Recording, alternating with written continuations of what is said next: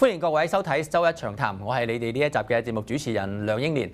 近來咧都有好多關於加拿大整個國家嘅一啲嘅新聞，特別係受到外部勢力干預。喺過去幾個月咧，喺好多傳媒嘅報導當中咧，都提到係有呢方面嘅一個疑問喺度㗎。而我哋嘅政府咧，亦都係成立咗好多唔同嘅架構咧，去做一啲嘅調查嘅。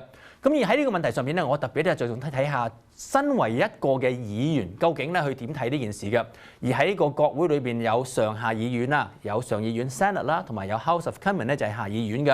咁我今日請嚟呢位嘉賓咧，佢就嚟自上議院係 Senate 嘅。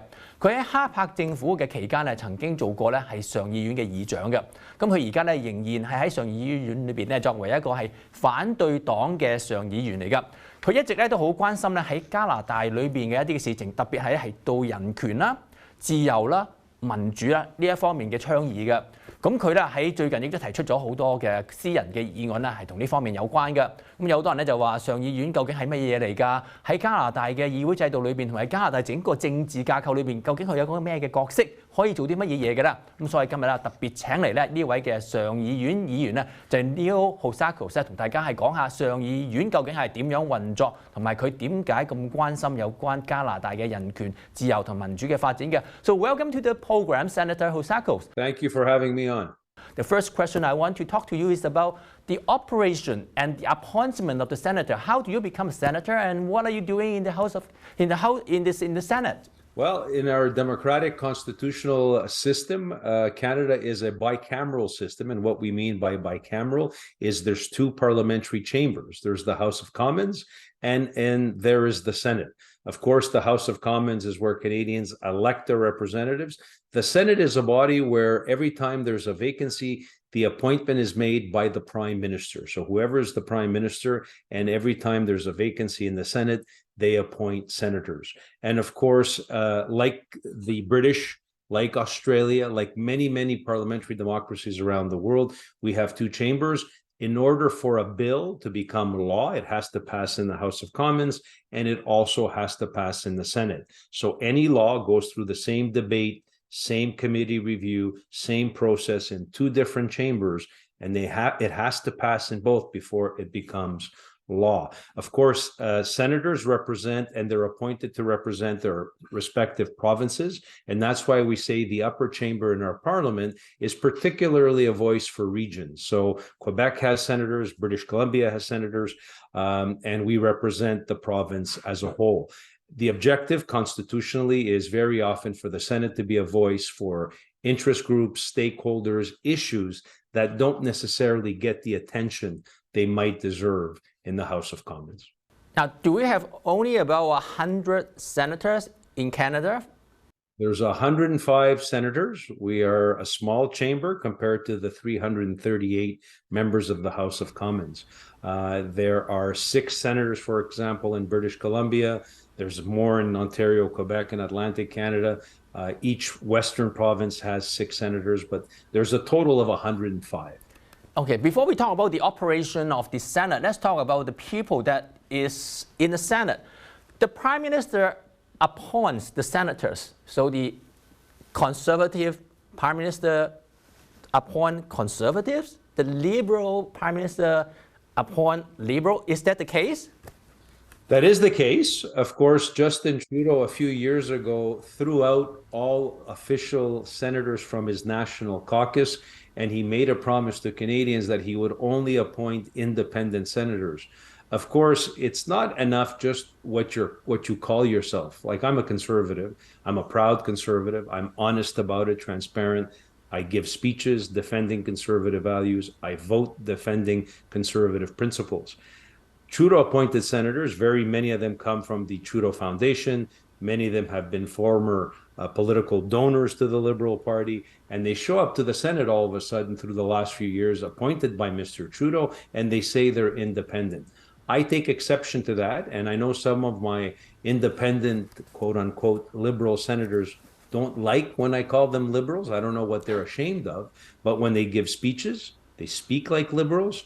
When they vote, they defend the Liberal agenda and always vote for government legislation. So any parliamentarian who talks like a Liberal, votes like a Liberal, and always supports the Trudeau government it's a liberal. They can call themselves whatever they want. Now, but in reality, when we look at the Senate website, they divided the senators into government, opposition, the ISG, the CSG, and the PSG.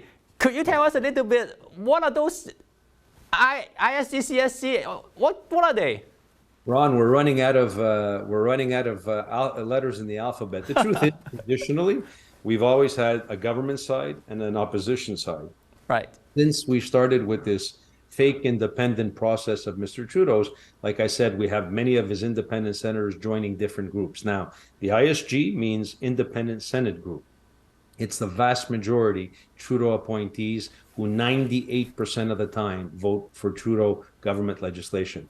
The PSG, the Progressive Senate Group, is a group of former Liberals who call themselves independent and some Trudeau-appointed senators who, again, they vote all the time for government legislation. The Canadian Senate Group, which is the CSG, that's the most interesting one because that is a mix of independent Trudeau Liberal appointees, old Liberals who call themselves independent, and there's a few former Conservatives who also sits with the CSG. So it's a little bit confusing to follow all of this.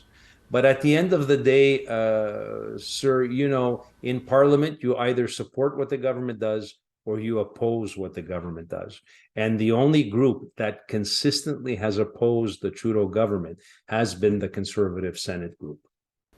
Now, I look at the handset, what they call the record of the House of Commons and also the Senate, particularly when they have debate. Mm-hmm. I look through a lot of those handsets. I can only see a handful or two hands name in the debate from the opposition, from the Conservative side, not talking about the government side.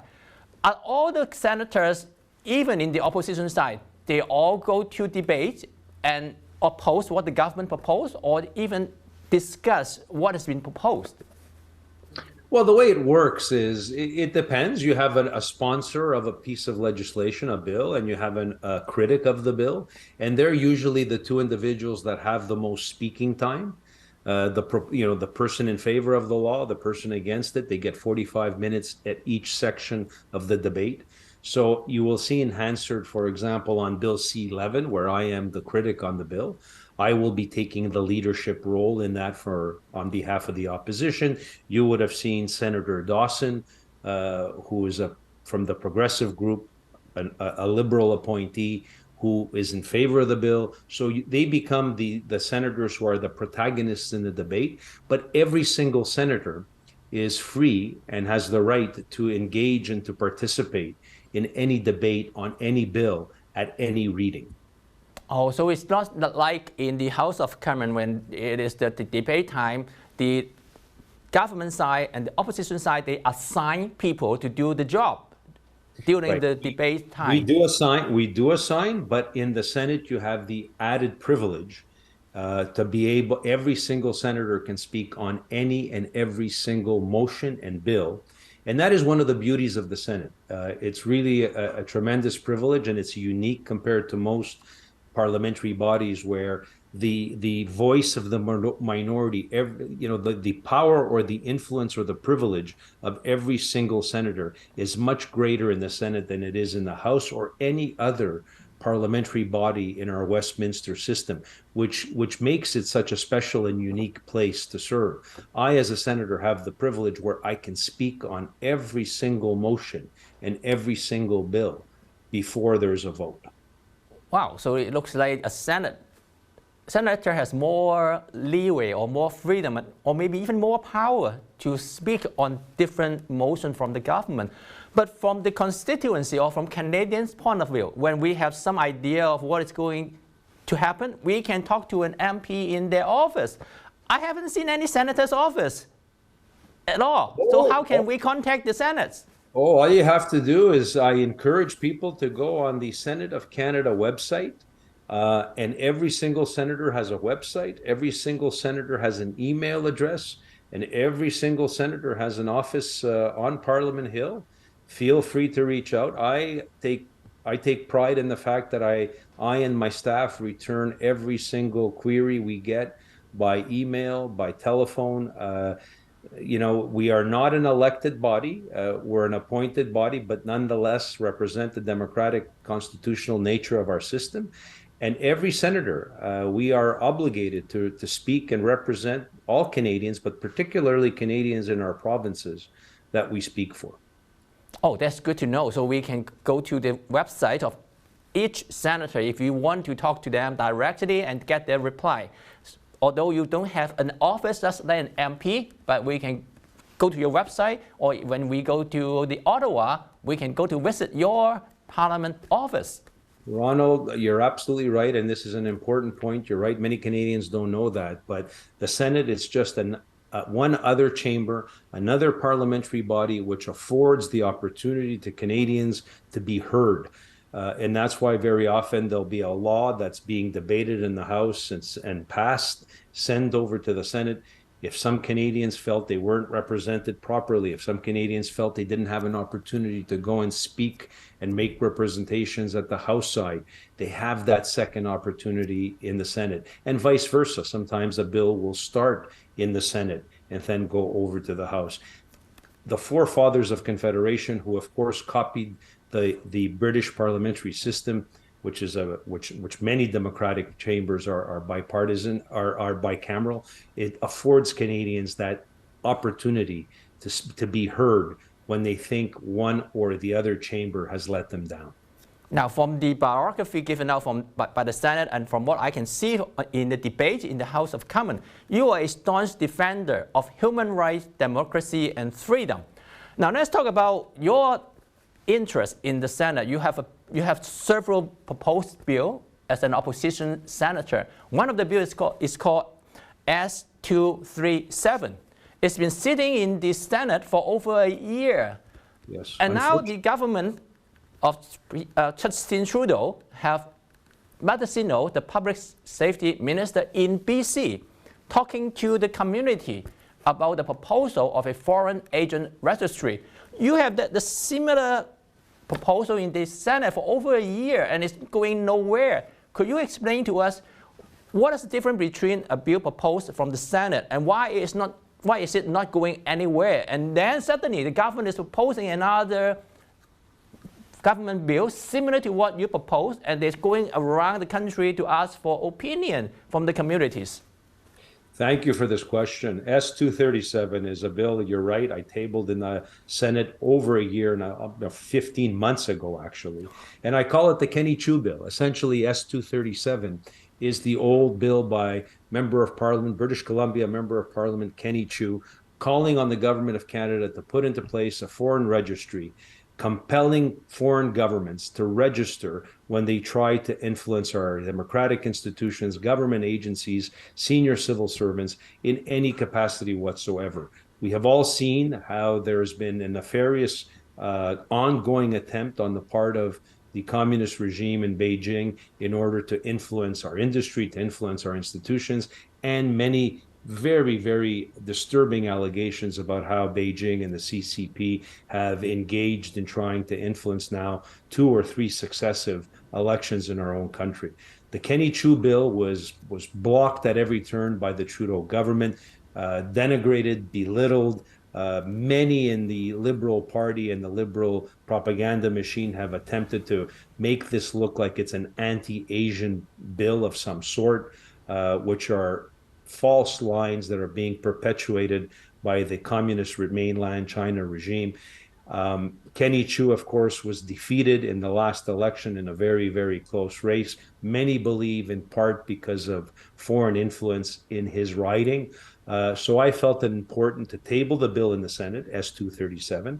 It's calling again for the Trudeau government for over a year now to institute a foreign registry. The bill's there. I've debated it. I've tabled it. The Trudeau-appointed senators have been blocking it now in the Senate. And by the way, I want to point out it's a lot easier to move a private member's bill from the Senate than even the House of Commons.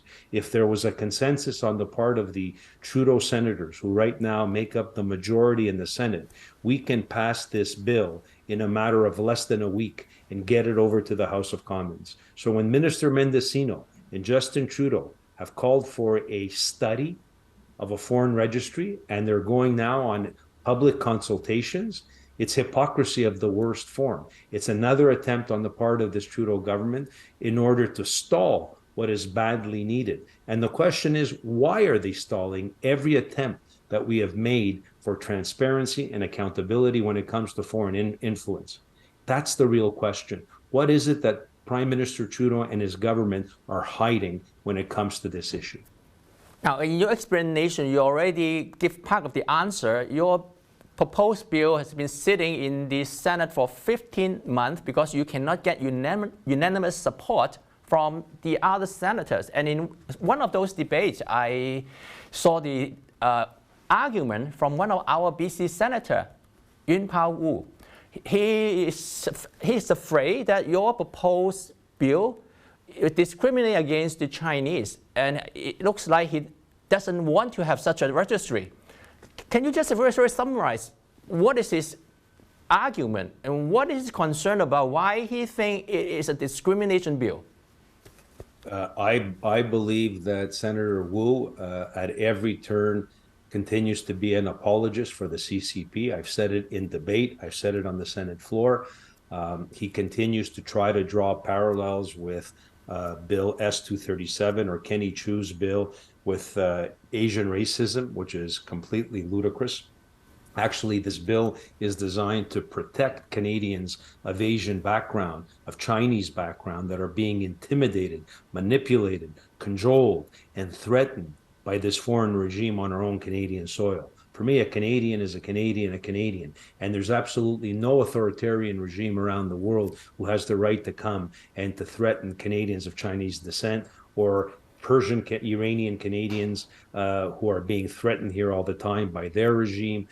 We are a country that either believes in fundamental democracy and fundamental human rights, or we don't.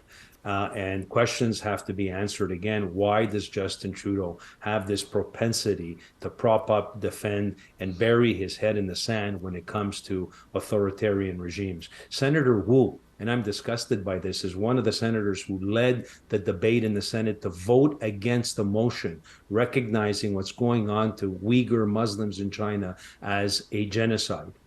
And I am disappointed to say that the only parliamentary body in Western democracy that not only did not vote for, but or abstained, like the Trudeau government abstained on the motion in the House of Commons. In the Senate, Senator Wu, along with all Trudeau-appointed senators, voted against recognizing the Uyghur genocide that's going on in China.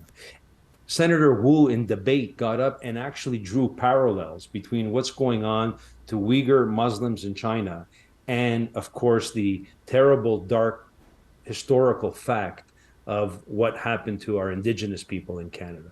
Of course, as I always remind him, the difference is that the Uyghur genocide in China is going on today in 2023, where people are in concentration camps being used for slave labor. And here in Canada, we've recognized the tragedies of residential schools, and we've recognized, for example, the internment of Japanese Canadians in World War II. We have stood up on principle, and we've owned and assumed the egregious behavior in our colonial historical past, while Senator Wu continues to be an apologist for authoritarian communist China in 2023, and he's doing it from the Senate floor of Canada, which is completely outrageous. Wow, that's what's happening in the House. In the Senate. Well, I have to invite Senator Wu to come, but we try, but haven't got a positive reply from his office yet. But I'll keep on doing that and ask him directly about this question. Now, in your answer, you talk about forced labor goods coming into Canada from labor camp. Now, the Trudeau government said they will stop forced labor manufactured goods from coming into Canada. But some industry business people said those restrictions are not good enough to stop those forced labor goods from coming into Canada. You propose something similar in the House, or you are championing something to do it? Along with S-237 in this session of Parliament, I have S-204, which is calling for a full ban of all goods and products that are imported into Canada from Xinjiang. It's again, I've tabled this bill well over a year and a half. Once again, the Trudeau majority Senate is blocking this bill at every turn. And just to be clear, it doesn't need, neither S237 or S204 need unanimous consent. All these bills need is a majority of senators, just a 40% of the Trudeau appointed senators to support both these bills, to send them over to the House of Commons and to stand up against this authoritarian regime. Let's be clear. There's no denying in the human rights circles today what's going on to the Uyghur people. There's no denying about forced labor being used in Xinjiang. There's no denying that we're importing solar panels, tomato paste, tomato sauce, cotton that is being shipped here in Canada and is being brought in from Xinjiang using forced labor individuals. So once again, Prime Minister Trudeau and his government are being compliant and complacent to a human tragedy, which is hard to believe that our government would be condoning and participating in 2023. Now, but I just telling you some comment coming out from the Chinese community is they criticize your kind of criticism about China is you have never been to Xinjiang. How do you know what is happening? Do you just believe all the propaganda coming out from the US and their allies? You have no truth. You just believe all lies. Well, I've been to China in 2020 and 2016. I've seen exactly how the Chinese regime show you what they want to show you. We see how they clamp down using social media platforms and all the rest of it. And the true reality is, as much as they've been denying it for many, many years, Xinjiang has been closed off to diplomats. It's been closed off to human rights activists. It's been closed off to the media to be able and to shed light exactly on what is going on. So the evidence is quite clear. It's overwhelming. And the critics and the apologists for the Beijing regime can say whatever they'd like to say. The truth of the matter is they have been hiding the facts, which we know that they're a regime that doesn't believe in openness. And it's very easy to shed light on this issue. Invite us all in. Let's have the Chinese government invite myself and other parliamentarians, and most importantly, the free press, to go to Xinjiang tomorrow morning. And it'll put an end to the debate. Now, your voice is just a minority in the Senate. As you said, most of the senators are appointed by Trudeau. They support the Liberal. And in our House of Commons, although the Trudeau government is a minority government, but they are still the government. You are a minority. Whatever you propose in the Senate, without the support of some, at least some Liberal, to have the majority, you are not going anywhere. Just for example, can you tell us the other bill you propose or other things you are championing, like the Magnitsky sanction? Canada is not doing anything solid or concrete regarding this kind of sanction.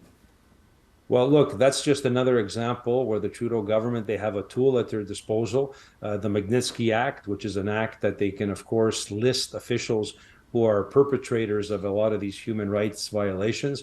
The Magnitsky Act has never been used once by the Trudeau regime against China. It has not been used once against the Iranian regime.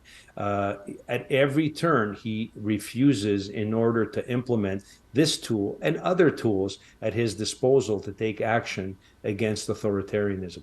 Look, one of my bills that I'm very proud of that just passed recently, Bill S203, which is calling on the federal government to create a national framework for autism. We know that so many families across Canada are inflicted and suffering and living with autism, 1 in 48 births right now.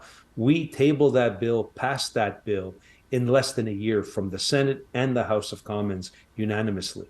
And it indicates and shows whenever there's a political will and a consensus to do something on an issue, we can do it very, very quickly. The Magnitsky Act, it's available, never been used by the Trudeau government.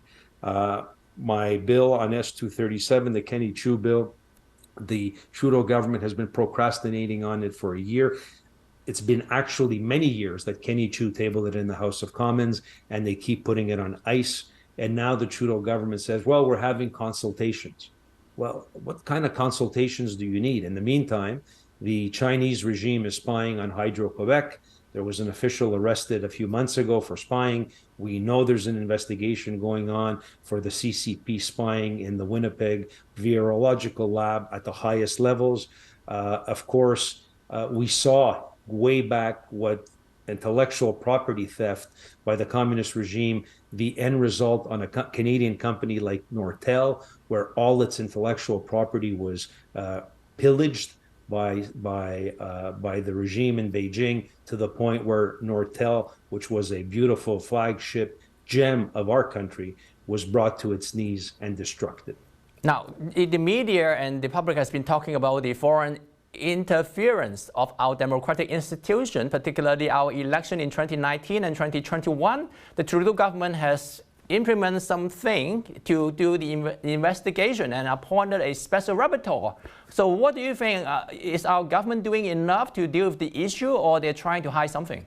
Look, from day one, Mr. Trudeau first said that there was never any briefing on any interference in the election in 2019 or 21. He denied it. Then he went on to say he was briefed, but there was nothing in that brief of any concern. Then we find out that his own family trust foundation, the Trudeau Foundation, received hundreds of thousands of dollars of illegal donations directly coming in from the communist Beijing regime. Money which, of course, once they got caught, only 6 years later, they were compelled to return to the donor. Today, we find out we're not even sure if that money was returned, because we're not even quite sure. Neither is the foundation who that donor was. Now we have the whole board of directors resigning. And the cherry on top, Ronald, let's keep in mind, is former Governor General David Johnston was a member of that same Trudeau Foundation that received these illegal donations, which Justin Trudeau now has appointed a special rapporteur in order to determine if there should be a public inquiry. If this wasn't so sad, this would be a joke of monumental proportion. And it's unbelievable how Justin Trudeau can insult the basic intelligence of Canadians to believe that he is doing anything except attempt after attempt to cover up what is clearly fraudulent behavior. Wow. Trudeau said it's all because of the politicization by the conservative and the liberal-hating media. Actually, there's nothing behind. He is clear. Okay, so we don't know who we should believe. That's actually the funniest part of all. Telling the Canadian public that all of a sudden the Canadian media are somehow liberal, anti-Trudeau haters is actually the joke of all jokes. A media, of course, that I won't even get into that until for another interview, that he's been subsidizing hundreds of millions of dollars a year. And I can actually give you specific examples of where the media constantly buffers this intellectually bankrupt and morally corrupt government. Yeah, but there's so much we can talk about on this issue. And then maybe we can talk about why the leader of the opposition party, Pierre Poilievre, is asking Trudeau to label CBC as government funded. There's so much we can talk about. The time is short, so we have to talk to you again. So thank you very much for coming to the program, Senator Leung Housakos. Thank you. Anytime, and speak to you soon. 係咁頭先咧就同大家係睇過 Leung Housakos 呢位嘅上議員喺議院裏邊嘅工作，同埋所面對嘅一啲嘅障礙啦。有陣時咧做一個議員，如果未能夠得到大多數嘅議員嘅同意，而作為一個嘅反對黨要提出一啲嘅私人議案嘅時候咧，唔係咁容易獲得通過嘅。好似頭先所講嘅兩個例子啦，已經喺上議院裏邊咧係拖咗年幾啦。都唔知 going where， 即係唔知道去到邊度嘅。反而咧，作為一個政府，佢要去做一啲嘅議案嘅時候，佢有政府嘅資源，仲可以作全國嘅一啲諮詢。如果佢想拖嘅話，可以無限期嘅咁拖落去㗎。喺結尾嘅時候，我同佢提到咧，喺加拿大嘅媒體特別咧係提到 CBC 呢個加拿大國家廣播公司，究竟屬於一個咩嘅組織咧？因為咧喺現時咧有人就話呢個嘅 CBC 咧，好似係幫呢個執政自由黨政府做嘢咁樣嘅一個嘅媒體，但係 CBC 係有加拿大嘅廣播法嘅規限咧，佢應該係一個獨立嘅媒體㗎啦。喺呢一方面有關於加拿大嘅媒體運作咧，有太多嘅議題咧，我係想繼續同大家去探討㗎。咁日後咧，我會再請 Leung Housakos 上嚟咧，同大家係講下喺呢一方面咧佢嘅睇法，同埋喺議會裏邊究竟佢做咗啲咩嘢㗎。多謝大家嘅收睇。